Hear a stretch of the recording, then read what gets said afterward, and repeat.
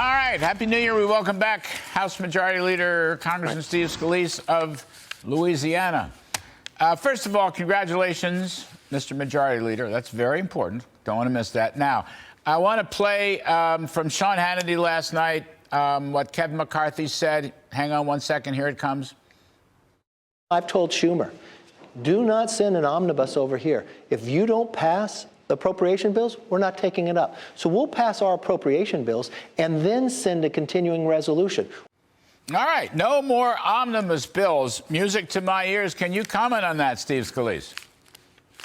Yeah, Larry, it's great to be back with you, especially as the majority leader, not the minority whip. And Yes, look, sir. we worked really hard, not only through the last few months, but especially last week. You saw a lot of debate on changing the way Washington works, especially changing the way Congress works, because Congress was broken. It was not meeting the needs of the American people. And so that's why we made rules changes to empower members to address these problems more, but also to stop these multi-thousand-page bills, these omnibuses, 1.7 trillion, dropped by dark of night, voted on just a few hours later. Nobody had a chance to read it who voted for it.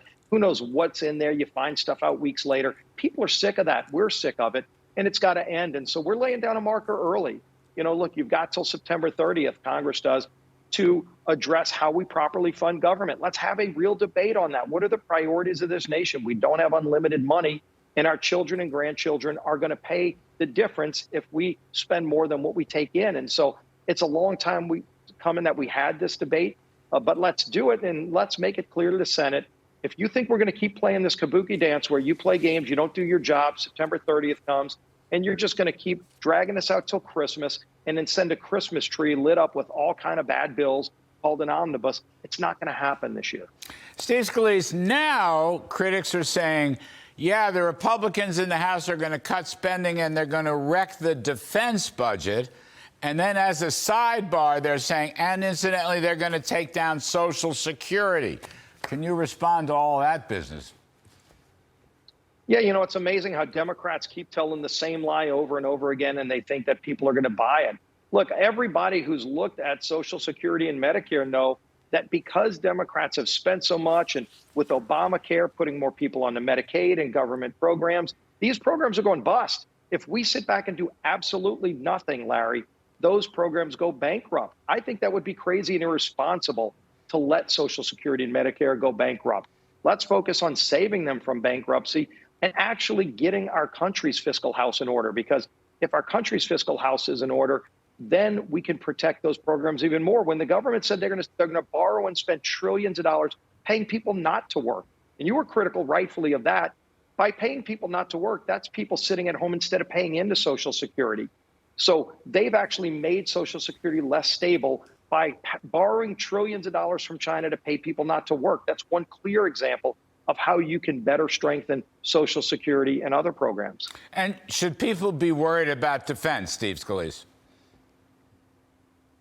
Well, people should be worried that defense hasn't been focused on the threats faced by countries like China. And so we've talked about going and reevaluating how these agencies are run, including defense, so that it can focus better on the national security of our country. How some of these other federal agencies that got bloated. Look, last night we passed a bill 2 nights ago dealing with these IRS agents. 87,000 more IRS agents Biden wants to hire when we already have 80,000. I have never got a call, Larry, from anybody of the 750,000 people I represent saying we want more people at the IRS. They may want more people at the border protecting our southern border, but not at the IRS. And Biden is spending hundreds of billions of dollars trying to double that agency so they can go out and force lower income people to pay more in taxes. CBO even confirmed that, by the way. And so how about we cut back things like that? Not only would you save money, but you don't have these bureaucrats going and harassing families, trying to tell you you can't even use a gas stove, for God's sake. If they're spending their time trying to look at stuff like that, you look at every other week, it seems like we've got a crisis over at the Transportation Department. It's TSA today. It was Southwest before. It was a supply chain problem.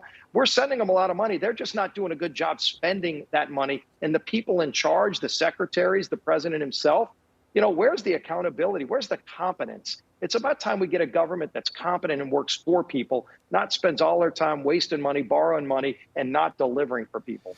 Last 30, 40 seconds, Steve Scalise. my H.R. 1 to increase fossil fuel production and permitting and pipelining. How's it doing?